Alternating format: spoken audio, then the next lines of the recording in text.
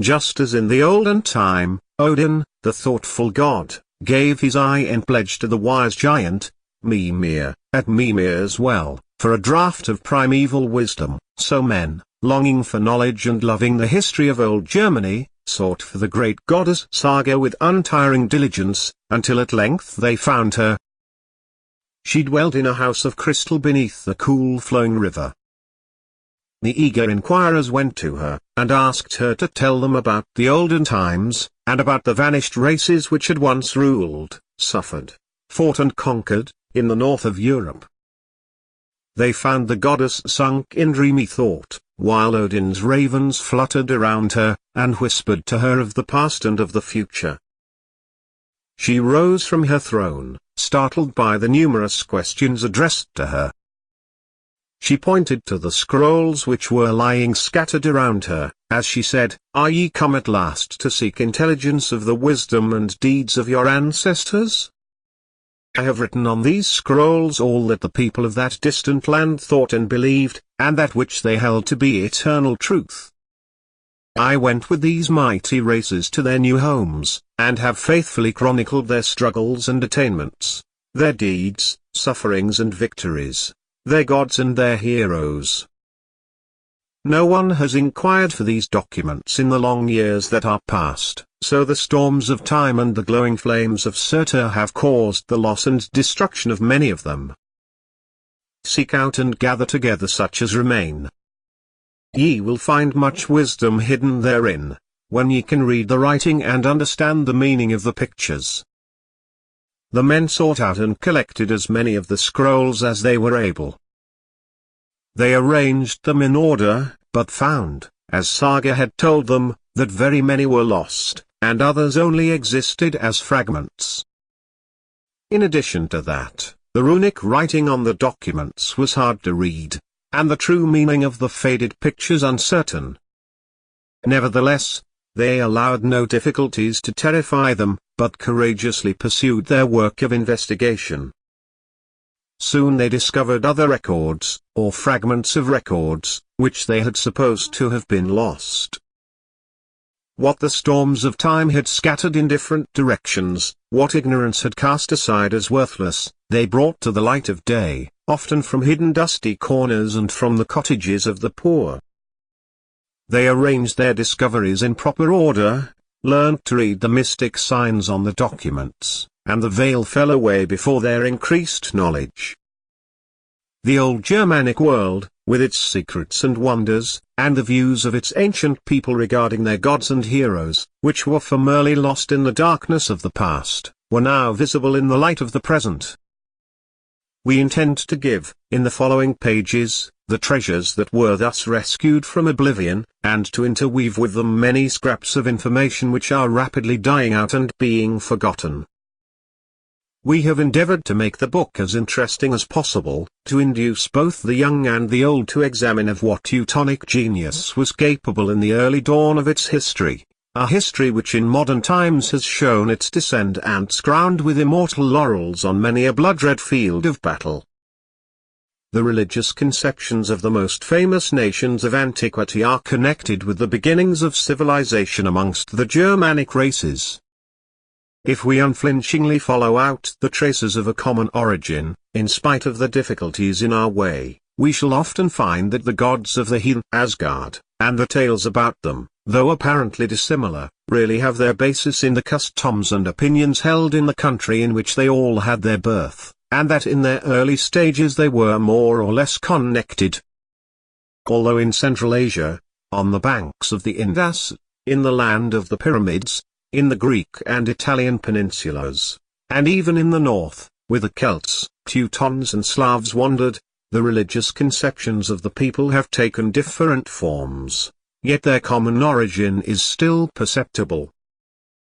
We point out this connection between the stories of the gods, and the deep thought contained in them, and their importance, in order that the reader may see that it is not a magic world of erratic fancy which is opened out before him, but that, according to Germanic intuition, life and nature formed the basis of the existence and action of these divinities.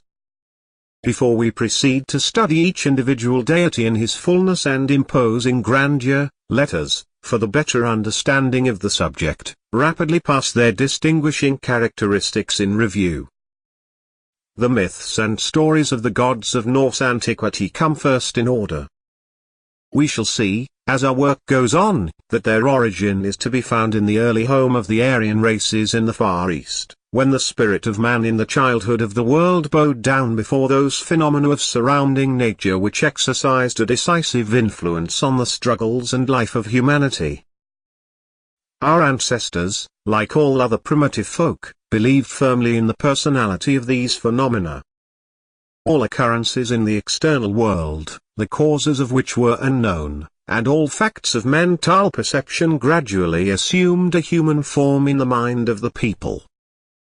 During their wanderings these were as yet vague, but after their settlement in their new home they got further developed by wise seers and bards into typical forms, and then, as time went on, increased in number, until at length they faded away as the old faith died out, or was thrust aside by a new religion.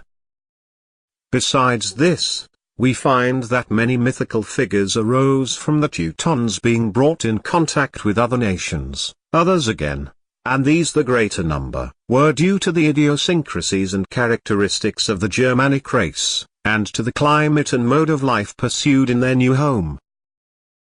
Next come the myths about the creation of the world, the gods and their deeds.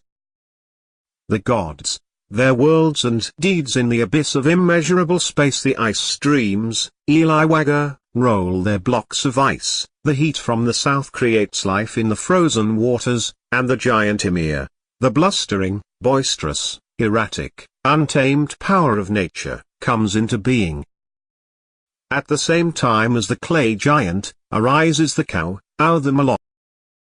She licks the salt rock, and then the divine Buri is born.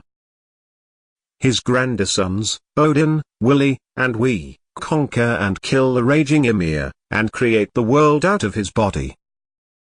The giant's children are all drowned in his blood, except Bergelmir, who saves himself in a boat, and becomes the father of the giants.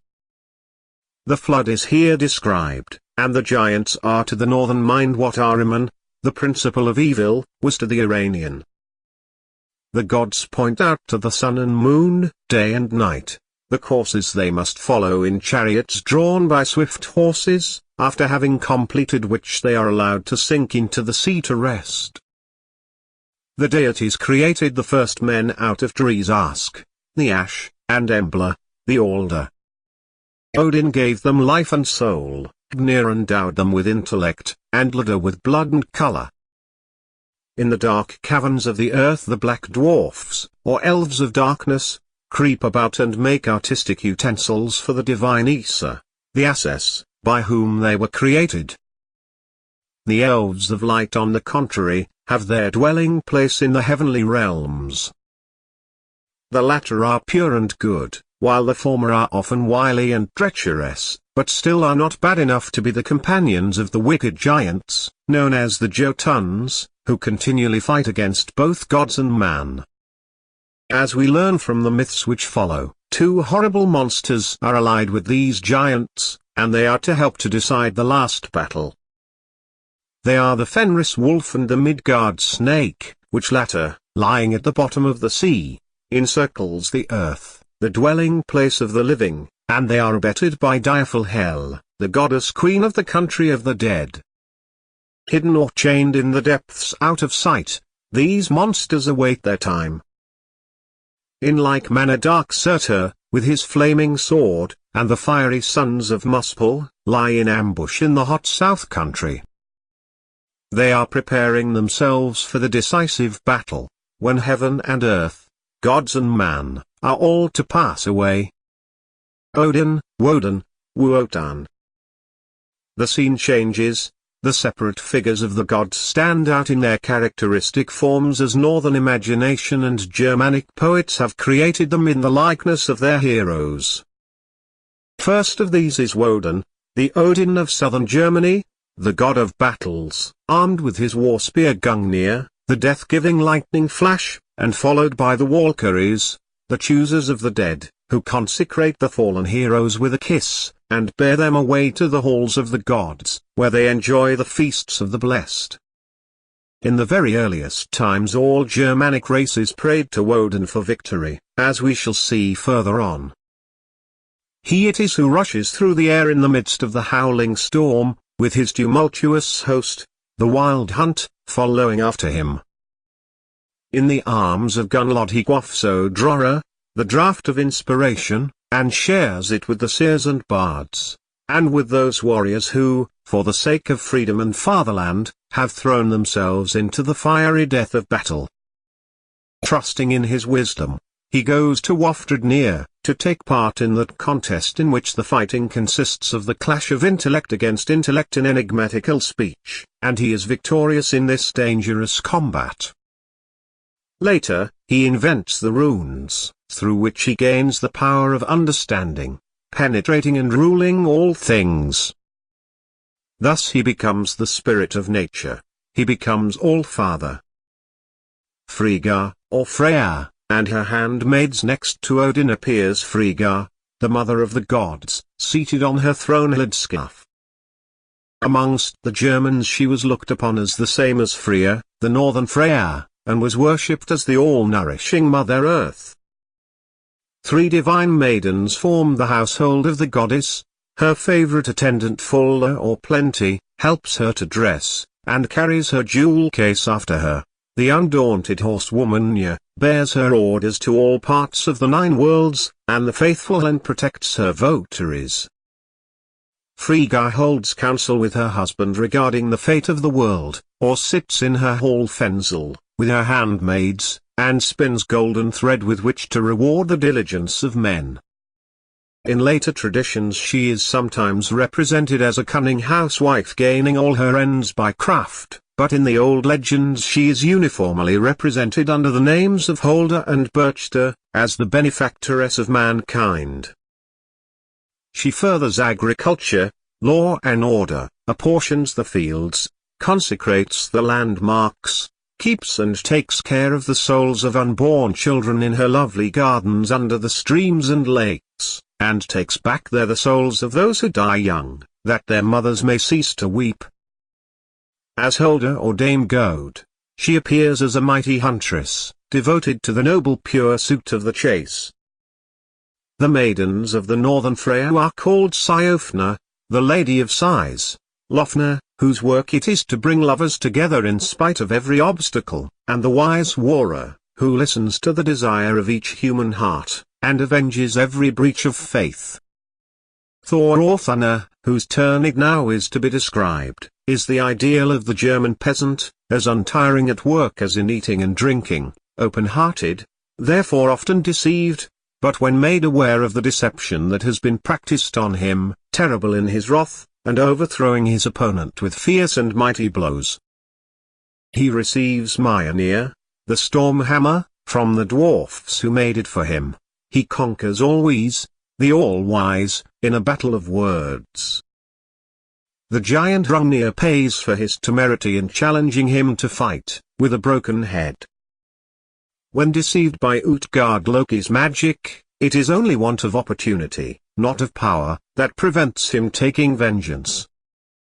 When he goes to the ice giant Hymir to get the cauldron for brewing the beer for the feasts of the gods, he appears in all the fullness of his godlike power. Enveloped in Freya's bridal raiment, he gets back the stolen hammer from the mountain giant Thrym, destroys the whole race of giants in Thrymheim, and makes the place over to his hard-working peasantry to till. He does the same at Gyrodskard after having overthrown the wily Geirrod. Although not to be withstood in his anger, he is yet mild and gracious when with his hammer he is fixing the landmarks, sanctifying the marriage bond, or consecrating the funeral pile.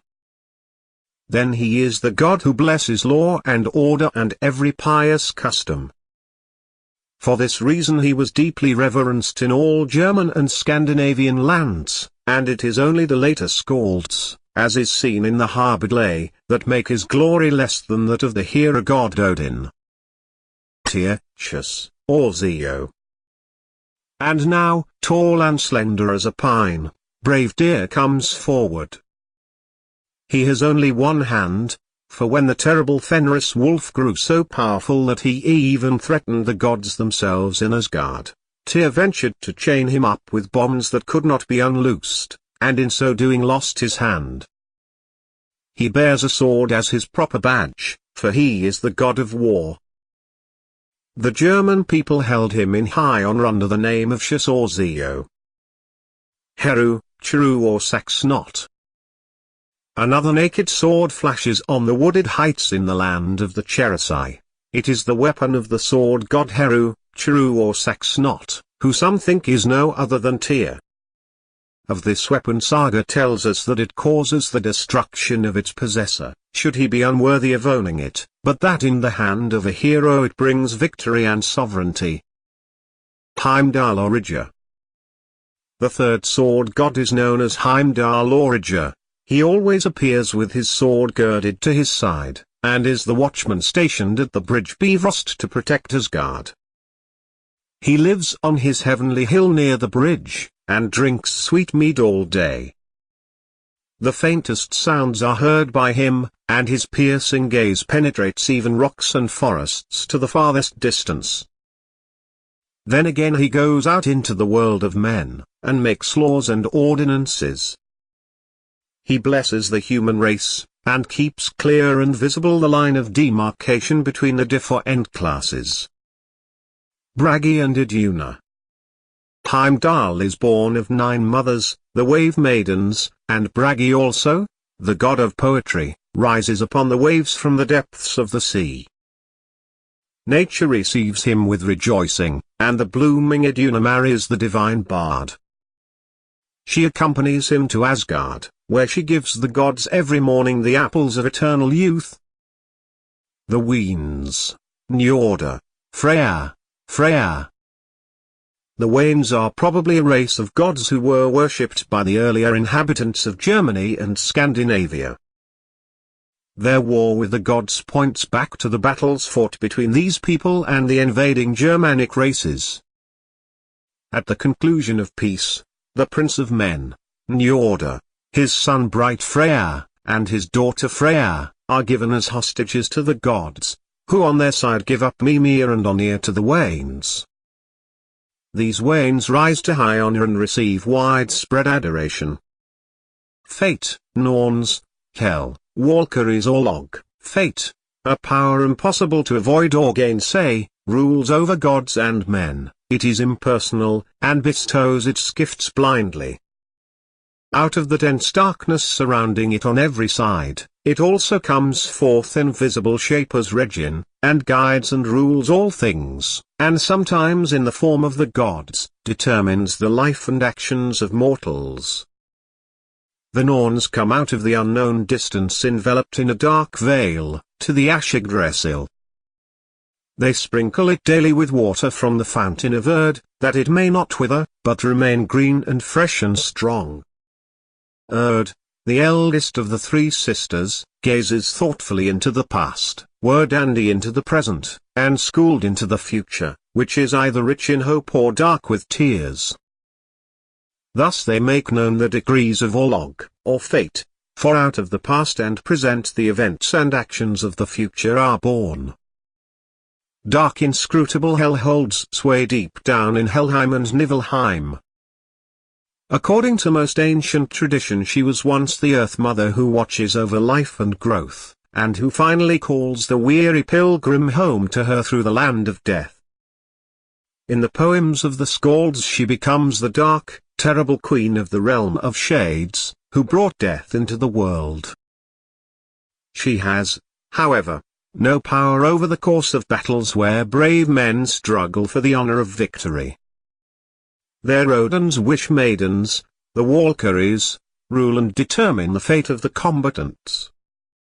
Armed with helmet and shield, they ride on white cloud horses to choose their warriors as the Father of the Gods has commanded them. They consecrate the fallen heroes with the kiss of death, and bear them away to Valhalla to the feast of the Einherjar.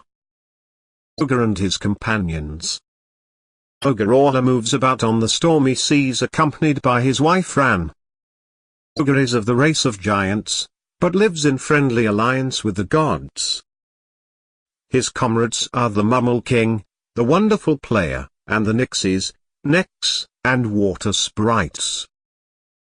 Loki, the father of terrible Hel, the Fenris wolf and Midgard snake. Loki, the crafty god who is ever devising evil, now steals forward that we may observe his corrupt practices and his real character. In primeval times he was Odin's brother by blood, the god of life-giving warmth, and in particular of the indispensable household fire. As a destructive conflagration arises from a hidden spark which gradually increases in strength and volume, until at last it bursts out furiously and consumes the house and all that it contains. Thus, as we shall show later on, the conception of Loki was developed in the minds of these old races, until he was at last held to be the corrupter of the gods, the principle of evil. The other gods.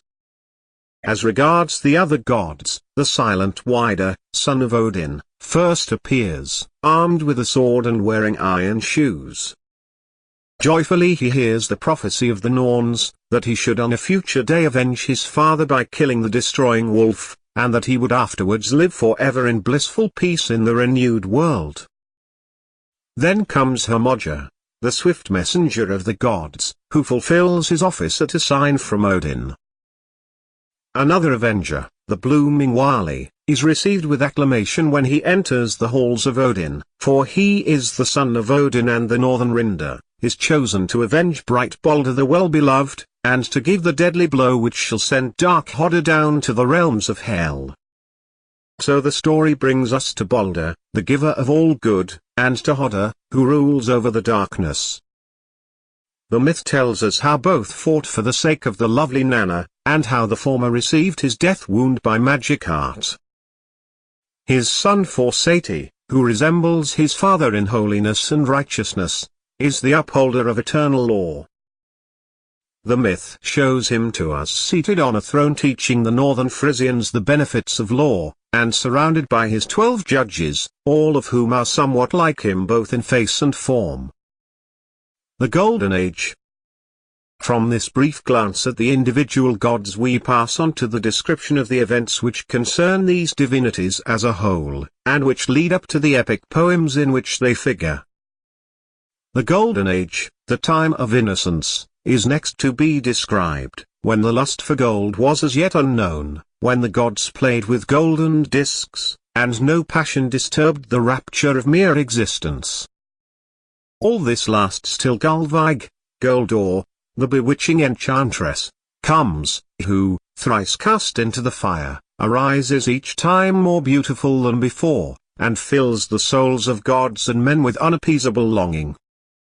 Then the Norns, the past, present, and future, enter into being, and the blessed peace of childhood's dreams passes away, and sin comes into existence with all its evil consequences. Sin. The poems of the Skalds give another account of the way in which sin makes its first appearance. The gods wish to have a strong wall of fortification round their Asgard, to protect it against the assaults of the Jotuns, the giants. Acting on Loki's advice, they swear by a holy oath to give the sun and moon, and even Freya herself, the goddess of grace and beauty, to an unknown builder, on condition that he finishes the wall in the course of one winter. The master builder turns out to be a Hrimthurs, frost giant, who, with the help of his horse, seems about to finish the high wall of ice, the sides of which are as smooth as polished steel, within the allotted time. If the bargain were to hold good, darkness would envelop the world, and sweetness and love would disappear from life. So the gods command Loki, as he values his head, to tell them what to do. He outwits the giant by means of treachery and magic, and Thor pays the master builder in blows of his hammer. Thus the gods break their oath, and inexpiable guilt rests upon them. Iduna's departure. Evil portents precede the coming horrors. Iduna, the distributor of the apples of immortal youth, sinks from her bright home amid the boughs of the ash Yggdrasil, into the gloomy depths below. She can only weep when the messengers ask her the meaning of her leaving them. Bragi remains with her, for with youth, games and song also pass away. Baldur's death. The day of judgment approaches, and new signs bear witness of its coming. Baldur, the Holy One, who alone is without sin, has terrible dreams. Hel appears to him in his sleep, and signs to him to come to her. Odin rides through the dark valleys which lead to the realm of shades, that he may inquire of the dead what the future will bring forth. His incantations call the long-deceased dweller out of her grave, and she foretells what he has already feared, Baldur's death. Whereupon Frigga, who is much troubled in spirit, entreats all creatures and all lifeless things to swear that they will not injure the well-beloved. But she overlooks one, the weak mistletoe bough. Crafty Loki discovers this omission. When the gods in boisterous play throw their weapons at Baldur, all of which turn aside from striking his holy body, Loki gives blind Hodder the fatal bow, which he has made into a dart. He guides the direction of the blow, and the murder is committed. Baldur lies stabbed to the heart on the blood-stained sward. Peace and joy, righteousness and holiness disappear with him. For this reason the gods and men, and even the dwarfs who fear the light, the elves in their caverns, and the malicious race of giants weep for him. They all assemble round his funeral pile. 2 corpses are stretched on the litter. Finnanna, Baldur's beautiful bride, has died of a broken heart. When the sunny-hearted god of light dies, the flowers must also wither. At Odin's command Hermodja rides along the road leading to Hel's dominions, to entreat the terrible goddess to permit the return of the well-beloved. He finds Baldur and Nanna seated at a table on which are placed cups of mead, but they leave the foaming draught untouched. They sit there as silent and sad as the other flitting shades, which glide past them like misty phantoms. The dreadful queen of the realm of the dead is seated on her throne, grave and silent. This is her reply to Hermodja's message: if every creator weeps for the beloved, he shall return to the upper world, otherwise he must remain in his place. The messenger of the gods brings back this answer. Every creature weeps for her son at Frigga's entreaty, but one giantess alone, dwelling in an obscure cleft in a rock, refrains from weeping, and so Baldur remains in Hel's possession. But vengeance has yet to be executed on the god who lives in darkness, and that duty is fulfilled by Wali, who kills strong Hodder with his darts. Wali is the god of spring, who destroys dark gloomy winter. He is the risen Baldur. Ogre's Banquet. The northern poems, apparently to break the course of these tragic events, now lead us to Ogre's palace, where the gods are assembled to hold a joyous feast after a long period of mourning. The hall is brilliantly lighted by the golden radiance of the treasures of the deep, and the tankards are full of foaming beer or mead, but the bard no longer sings to the music of the harp. Instead of that, Loki forces his way into the assembly. He does not now hide his wickedness under the cloak of hypocrisy, but openly boasts of what he has done. As the evildoer amongst men does not become a villain or a hardened criminal all at once, but gradually ascends the ladder of wickedness step by step until he reaches the summit, so it is with Loki. At first his actions are beneficial and good, then he begins to give bad advice, after that he plots against the general peace, steals a costly treasure, and pitilessly works to bring about murder. At last he shows his diabolical nature without disguise, when, throwing aside the veil of hypocrisy, he hurls invectives at the gods, and openly acknowledges his horrible deeds of wickedness. The appearance of Thor forces him to take flight, and he barely escapes the dread hammer of the god. Loki in chains. The murderer of Baldur, the blasphemer of gods, cannot remain unpunished. In vain he conceals himself in a solitary house on a distant mountain. In vain he takes the form of Ilman and hides himself under a waterfall, for the avengers catch him in a peculiar net which he had formerly invented for the destruction of others. They bind him to the sharp ledge of a rock with the sinews of his son, which are changed into iron chains. A snake drops poison upon his face, making him yell with pain, and the earth quakes with his convulsive tremblings. His faithful wife Sigyn catches the poison in a cup, but still it drops upon him whenever the vessel is fire''ll. Ragnarok. The destroyer lies in chains on the sharp ledge of rock, but he is not bound forever. When the salutary bonds of law are broken, when discipline and morality, uprightness and the rear of God vanish, destruction comes upon states and nations. This is what is to happen at the time of which the legend now tells us. Nothing good or holy is respected. Falsehood, perjury, fratricidal wars, earthquakes, Fimbulwinter, such severe winter as was never known before, are to be the signs that the end of the world is near. The sun and moon will be extinguished by their pursuers, the stars fall from the heavens, Yggdrasil will tremble, all chains be broken, and Loki and his dread sons be freed. Then the fiery sons of Muspel with dark Surtur at their head come from the south, and the giants from the east. The last battle shall be fought on the field of Wigrid.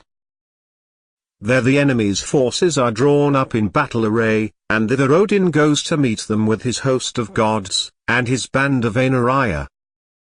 And now the mountains fall down, the abyss yawns showing the very realms of hell, the heavens split open and are lost in chaos.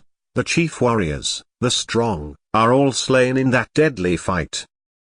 Surtur, terrible to look upon, raises himself to the very sky. He flings his fiery darts upon the earth, and the universe is all burnt up.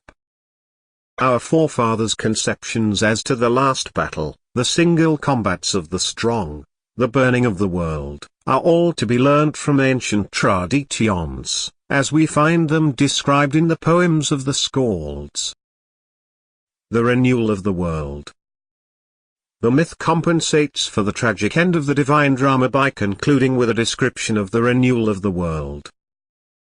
The earth rises green and blooming out of its ruin, as soon as it has been thoroughly purged from sin, refined and restored by fire. The gods assemble on the plains of Ida, the gods Wider and Wali are there, with Magni and Modi, the sons of Thor, who bring with them their father's Mjolnir, a weapon no longer used for striking, but only for consecrating what is right and holy. They are joined by Balder and Hodder, who are now reconciled, and united in brotherly love. Human beings are also to be found there, Lif and Lifthrer, who, hidden in Hodmimir's wood, dreamed the dreams of childhood, while the horrors of the last battle were taking place, and who, being pure and innocent and free from sinful desires, are permitted to enter the world where peace now reigns. We have thought it requisite, for the better understanding of our history, to throw a cursory glance over the whole of the great drama, which describes to us the creation, prime, fall, destruction, and restoration of the world and the gods. The separate parts of the drama are not always connected with one another, they have grown up gradually in the course of centuries, and therefore are not calculated to fit into each other. Sometimes, indeed, they are in complete opposition to each other, yet in spite of this, one fundamental idea runs through all myths. We find in all that sin causes universal destruction, and that the world, purified by fire, rises again more beautiful and glorious than before. We have classified the myths as much as possible in accordance with this leading idea, and have also added their interpretations. A good many parts of the Edda have, most likely, arisen in the land of the Cherusei, in Osning or Osning, and have been founded on songs in honor of the gods and heroes worshipped there. Moreover, it is an undoubted fact that the northern Skalds translated those songs, changing partially their form, and incorporating them with their own poems, so that the whole gained a northern coloring.